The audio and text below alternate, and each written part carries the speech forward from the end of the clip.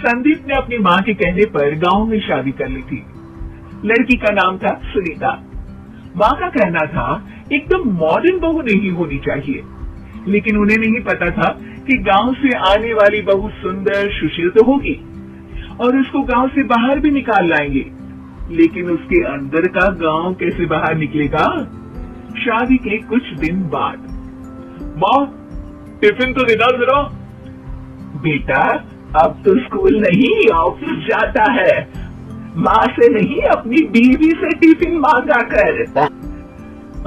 Okay माँ। Sunita tiffin ले आओ। 1 किलो टिफिन, इसके अंदर पिस्ता डाल दिया है। पिस्ता? पिस्ता क्यों? सास जी ने बोला था ना कि आपको पिस्ता बहुत पसंद है। ओहो, मैंने पिस्ता नहीं पास्ता बोला था, पास्ता। पास्ता? कहीं होता है पास्ता? अरे बेटी तू रहने दे, मैं बना दूंगी। अच्छा किया कि पाव भाजी बनाने का नहीं बोला, वरना किसी के पाव बना देती है। सुनीता को बुरा लगता है, लेकिन उसकी नादान हरकतें कम नहीं होती। ऐसे ही एक दिन, अरे तुमने ये क्या लगाया है? अरे आप वो फूस फूस करके लगाते हैं ना, वही। दियो? कहाँ दियो?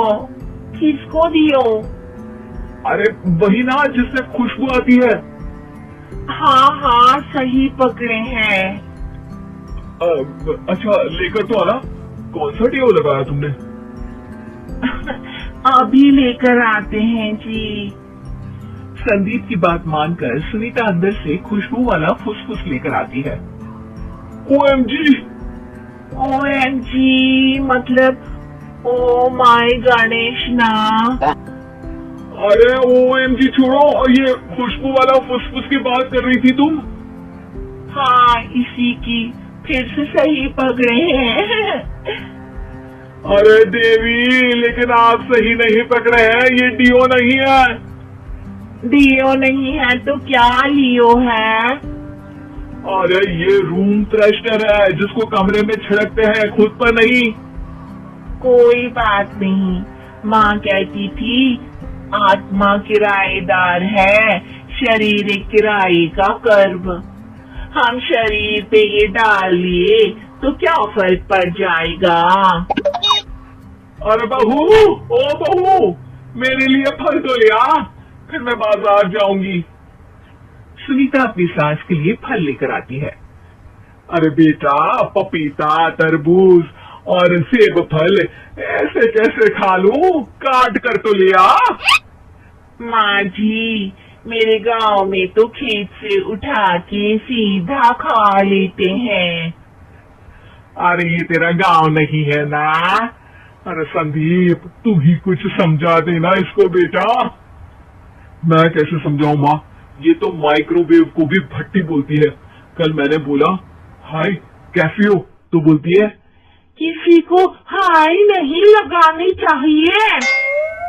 अरे सुनीता, तेरा क्या होगा?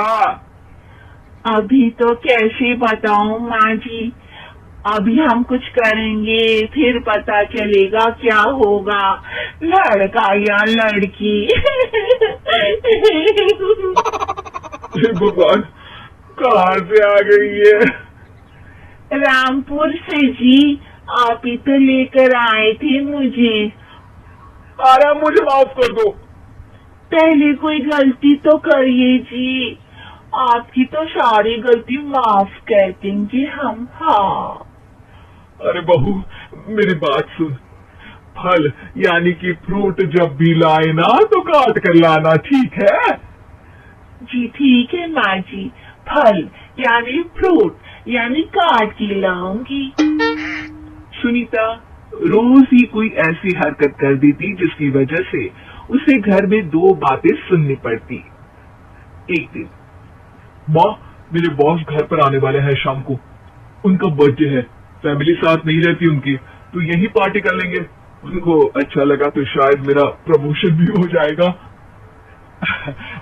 मैं ना फ्रूट केक लाकर फ्रिज में रख दूंगी और तेरे साथ आज खाना मैं बनाऊंगी, ताकि जब साहब आए तो खाने में कोई गड़बड़ ना हो। शाम को जब सारी तैयारियां हो जाती है, संदीप के साथ बड़े साहब भी घर आते हैं। आप फ्रूट केक तो ले आना बहू, फिर खाना खाएंगे। और इस सब की क्या जरूरत थी, आपने बुलाया वही काफी है।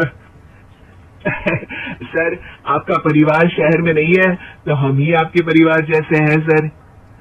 इतने में ही सुनीता फ्रूट केक लेकर आती है और बड़े साहब की टेबल पर रख देती है, और जैसे ही केक के ऊपर का बॉक्स हटाती है, ओह, ये क्या है? केक तो कटा हुआ है, मैं तो ऐसा नहीं लाई थी। आप मुझे शाबाशी दे सकती है माँ जी, मैंने ही केक काट दिया। आपने कहा था ना, फल यानी फ्रूट यानी हमेशा काट के लाना, तो फ्रूट केक भी तो फ्रूट ही है ना, तो मैंने पहले ही काट लिया। होना मैं समझदार। अरे बहू, ये क्या किया? केक हमेशा वही काटता है जिसका जन्मदिन होता है। तुझे एक बात भी समझ नहीं आती, एक नंबर की बेवकूफ है। पूरा माहौल बिगड़ चुका था। संदीप को लगने लगा था कि साहब उसे प्रमोशन तो दूर की बात है, कहीं डिमोशन ना दे दे, लेकिन साहब बीच में ही बोल पड़ते हैं। अरे कोई बात नहीं, ये इनकी बेवकूफी नहीं है, इनका भोलापन है। बेटा आप कहाँ से हो? रामपुर गांव से।